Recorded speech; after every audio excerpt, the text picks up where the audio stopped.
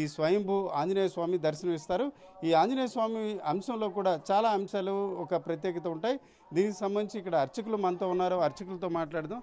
స్వామి చెప్పండి, చాలా చోట్ల ఆంజనేయ స్వామి విగ్రహాలు ఉంటాయి, స్వామిని పూజ చేస్తారు. కానీ ఇక్కడ ఉన్న ఆంజనేయుడికి ఉన్న ప్రత్యేకత ఏమంటారు?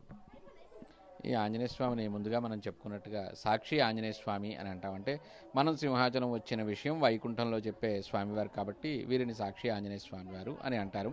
ఈ స్వామి ముఖము కుడివైపుకి చూపిస్తూ ఉంటారు. అంటే ఈ ముఖంలో మనకి ఎడమ కన్ను, చెవి, జడముడి వంటివి కనిపిస్తాయి. వీటిని చూడడం వలన చదువు, విజ్ఞానము, మేధా సంపత్తి లాంటి జ్ఞాన సంబంధమైన విషయాలన్నీ లభింపచేస్తారు. అలాగే ఛాతీ మీద ఉన్న మాలను చూడడం వలన ఐశ్వర్య ప్రాప్తి కలుగుతుంది. భూలాభము, గృహలాభము, ధనలాభము వంటివి కలుగుతాయి. రుణ బాధలు తొలగిపోతాయి. అలాగే కుడి చేతిలో స్వామివారు వజ్రాయుధాన్ని పట్టుకుని ఉన్నారు. ఈ బజరంగబడిని చూడడం వలన ధైర్యము, అభయము, అధికార ప్రాప్తి కలుగుతాయి. శత్రు భయాలన్నీ తొలగిపోతాయి. వీరిని ఆశాంతం చూసిన వారికి శరీరారోగ్యము, సౌందర్యము, బలము, ఆయుష్, సత్పుత్ర సంతానాన్ని ప్రసాదించే స్వామివారు ఈ ఆంజనేయ స్వామివారు. వీరిని పూజించడం ద్వారా ఈతి బాధలన్నీ తొలగిపోతాయి.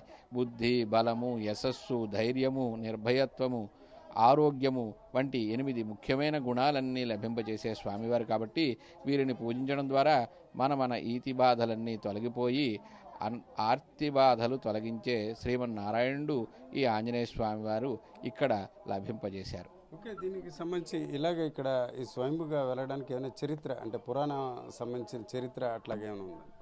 పూర్వకాలంలో లక్ష్మణస్వామి వారు మూర్ఛపోయినప్పుడు సంజీవని పర్వతాన్ని పట్టుకొని వెళ్లే సమయంలో ఆ పర్వతంలోంచి చిన్న భాగము ఇక్కడ పడి వెలిసినట్లుగా స్థల పురాణం చెప్తూ ఉంటారు.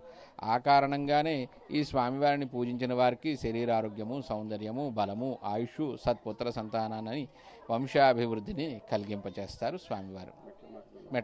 సింహాచలం మెట్ల మార్గంలో ఈ స్వామివారు వెలిశారు. అదేవిధంగా ఈ స్వామి మనం సింహాచలం వచ్చిన విషయాన్ని వైకుంఠంలో చెప్పే సాక్షి ఆంజనేయ స్వామివారు. ఇది ఒక రకంగా చూడాలంటే చాలా కాలం చరిత్ర ఉన్నప్పుడు కూడా ఈ సాక్షి ఆంజనేయ స్వామిని ఈరోజు ఆర్టీవీ మాత్రమే ప్రత్యేకంగా చూపించే పరిస్థితి ఉంది. నిజానికి చూసుకుంటే చాలా సహజంగా శ్రీశైలంలో సాక్షి గణపతి గురించి, అలాగే పూరిలో సాక్షి గోపాల్ గురించి చెప్పుకుంటారు. కానీ ఈరోజు చూసుకుంటే మనం ఇదైతే సింహగిరి మెట్ల మార్గంలో ఉన్న సాక్షి ఆంజనేయ స్వామిని